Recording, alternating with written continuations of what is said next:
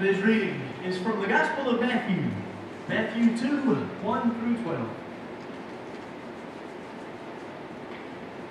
In the time of King Herod, after Jesus was born in Bethlehem of Judea, Magi from the east came to Jerusalem asking, "Where is the child who has been born King of the Jews? For we observed his star at its rising and have come to pay him homage." When King Herod heard this, he was frightened, and all Jerusalem with him. And calling together all the chief priests and scribes of the people, he inquired of them where the Messiah was to be born. They told him, "In Bethlehem of Judea. For so it has been written by the prophet, and you, Bethlehem, in the land of Judea, are by no means least among the rulers of Judah. For from you shall come a ruler who is to shepherd my people Israel." Then Herod secretly called for the Magi, and learned from them the exact time when the star had appeared. Then he sent them to Bethlehem, saying, "Go and search diligently for the child, and when you have found him, bring me a word so that I may also go and pay him homage." When they had heard the king, they set out, and there ahead of them went the star that they had seen at its rising, until it stopped over the place where the child was. When they saw that the star had stopped, they were overwhelmed with joy. On entering the house, they saw the child with Mary his mother, and they knelt down and paid him homage. Then, opening their treasure chests, they offered him gifts of gold, frankincense, and myrrh. And having been warned in a dream not to return to Herod, they left for their own country by another road. May God add blessing to the reading and the hearing of the word. It probably seems like too late after Christmas to read this story. It seems like we've already been through all of that time. We've already finished up. We've taken down some Christmas decorations. We've given and received all of our gifts, and we're ready to move on to the next thing. But in the church year, tomorrow, January 6th, is the day known as Epiphany. January 6th is the day that we traditionally celebrate the coming of the Magi, the wise men. Like December 25th, the date of January 6th isn't spelled out in the New Testament. There's nothing magic about that day itself. There's no definite assurance that that is the day that a specific event happened on, but we set it apart as a time to remember that part of the story. We set that apart as a day to remember the significance of those things that Matthew tells us about those visitors from the east. We set tomorrow apart as a day to remember those folks who traveled so far to see the baby Jesus. Some traditions don't even give their presents until January 6th. Judy asked about presents a few minutes ago, but it already seems like a long time ago. But in some traditions, those presents would still be under the tree, waiting until tomorrow to be opened as a way of remembering the gifts that come from the Magi, the gold and the frankincense and the myrrh. Those three folks, those three travelers, those folks who traveled from wherever they are, they're a little bit more complicated characters than we usually see in our stories. Even though they have their own day in the church calendar, we really don't know a whole lot about them. We like to place them in nativity scenes, and we recognize their role every Christmas, and the people who get to play them in pageants get to wear probably the most fun costumes.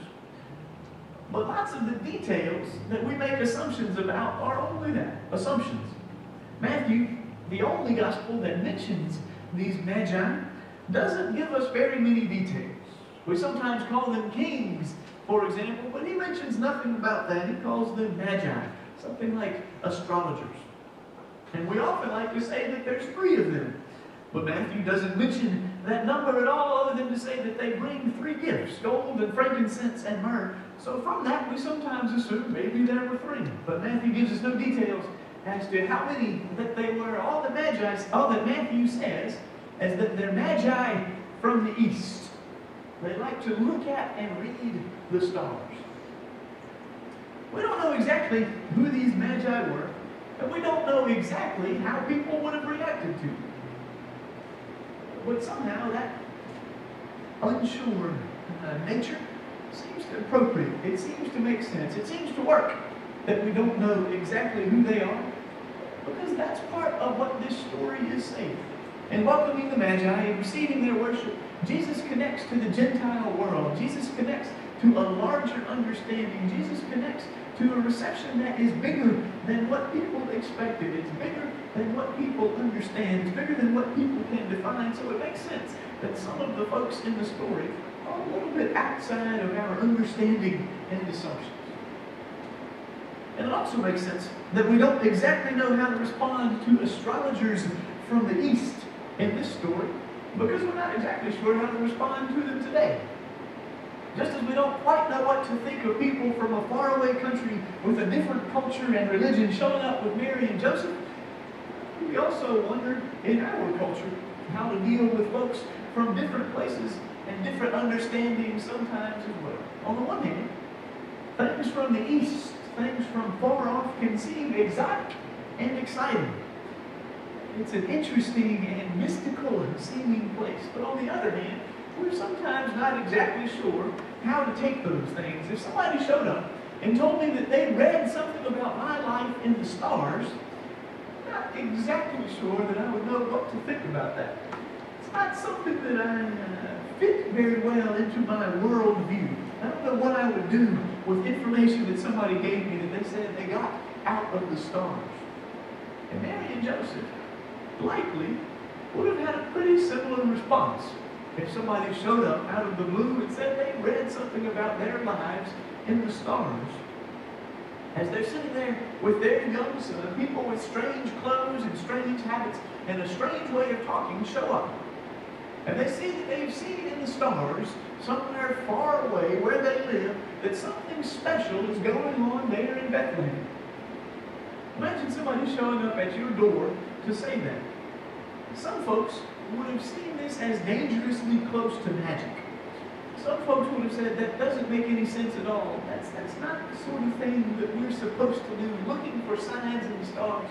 That's not the way we connect to God. Some folks would have seen that as the proper response to these magi, these astrologers from the East. Mary and Joseph probably would have worried about what the neighbors might think. Just as we might wonder if card readers came to our house, what our neighbors might say. But Mary and Joseph would have also probably been pretty curious about who these visitors are. Where are they from? What sort of things do they believe? Do they have any idea about God? And Matthew doesn't tell us where they traveled from exactly. Matthew doesn't tell us about their history and their heritage exactly. And that sort of adds a little bit of mystery and intrigue to their story. They're from the East. Maybe they're from Babylon or Persia or Arabia. We're intrigued by their customs and we're intrigued by their beliefs. Today there's still some interest in that part of the world. It can be fascinating to see pictures that someone's taken who has traveled to a different culture. It can be very interesting to hear stories from those other places, and it can be a broadening experience to go somewhere like that where beliefs and understandings and assumptions are so different. And our society seems to have an interest in things that come from the East. The book Eat, Pray, Love details the adventures of a woman who is searching. And it's a huge bestseller because people identify with her searching. People identify with her desire to find something more. Spiritual tourism is a big industry in places like India. People from the West, people from countries like ours go to seek wisdom, go to seek some direction or seek some meaning from gurus in Hinduism or Buddhism. Yoga is becoming more and more popular. People are trying more alternative and traditional medicines from other cultures. It seems that somehow in our society there's quite a fascination with the East. So when these Eastern astrologers travel to see Jesus, we're a little bit intrigued. When there's some mystery from the East that connects with what Mary and Joseph are experiencing, that's not something that's completely foreign to us. We understand what it means for people to be intrigued by the cultures coming out of the East. It's interesting to see people from so far away. It's interesting to see people whose interests and expertise are so different from their own, seeking the same Messiah that we do. There wouldn't have been people in a faraway land waiting for the Jewish Messiah. The Jews wanted a Messiah to deliver them from their immediate troubles. And many of them wanted a Messiah to come and deliver them from the Roman Empire. People who lived in Babylon or Persia or Arabia didn't really care about how the Roman Empire treated the Jewish people. For the most part, people in the East didn't even know or care who the Jewish people were. But here, very early on in the Gospel of Matthew, Matthew reminds us that there's more going on than we had imagined. Matthew reminds us that the Messiah who comes in a larger context than we had anticipated.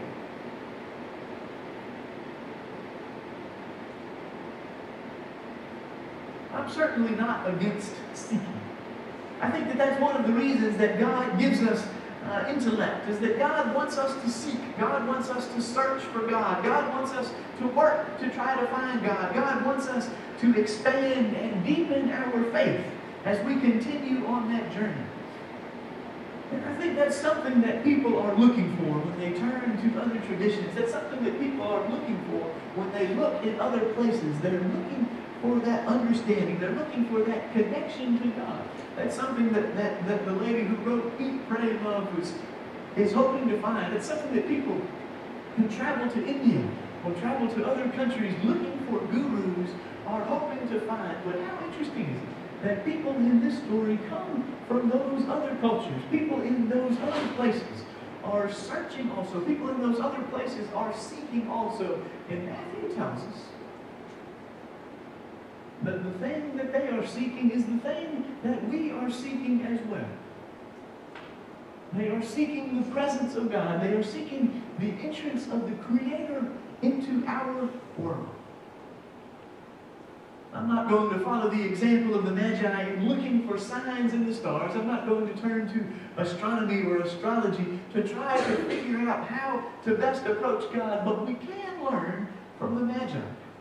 We can learn from their journey, and we can learn from what they determined at the end, because they show us where we can turn to look for the hope and the truth that we are seeking. They show us where God enters the world in a way that has never before been the case. In the wise men, we see that God's plan, we see that what we are hoping for is broader and wider and deeper than we expected. Matthew points it out right at the beginning of the gospel because it's so very important. Because the thing that we are seeking is the thing that the Magi were seeking as well. Something that is larger, something that is bigger even than our ability to define it. These Magi, it turns out, are part of God's plan as well. The Messiah comes not just to a small, limited number of people with a small, limited number of problems and a small, limited way of hoping for God's reality. God comes in a much broader sense, in a sense that speaks even to people who live in a mysterious, far-off place. God is reaching out to them as well. It's easy in the story of the Magi to notice the star and the gifts and not much else. But both the star and the gifts are pointing to something else. The star, of course, points the Magi and points us towards Jesus. But it's interesting to me what the Magi do when they first show up. In our nativity scenes, they tend to show up and give their presents and smile and wave and then leave. But that's not the first thing they do. As soon as they walk into the house, Matthew tells us they see the baby and they knelt down and paid him homage. In English, when we read that, it can sound just sort of like something that happens in the course of events. But the Greek word that's used there points to something much more serious. The sense that we get is the Magi coming in, seeing Jesus, and laying down on their faces, prostrate on the ground, laying down before Jesus to worship him, because they recognize that this isn't just some minor event. This isn't just something that was neat and worth traveling to see. They don't come in and see Jesus and bow a little bit out of a sign of respect. They come in and lay down on their faces because they recognize that who Jesus is, that what Jesus is such a deep answer. It's such a deep way of deliverance, and it's such an impressive presence of God in the world that everything else has changed. They give their gifts not as a way of being nice, but as a way of reflecting their worship of God. Because they give not just gold and frankincense and myrrh, but give of themselves. They dedicate themselves to that little baby. We learn from the wise men what the proper response to God is. Not just to give a few presents, not just to listen to a few things that God tells us, but to lay down before God. And that is something that we remember not just at Christmas time and not just a couple of weeks after, but throughout our lives, that the presence of God in the world invites us to respond by laying down on our faces, by worshiping God with all that we are, and by devoting ourselves and everything that we have to the reality that God is present in our world. That's good news that we see reflected in the Gospels. That's good news that we see lived out by the wise men. And that's good news that we are called to live out with all that we do.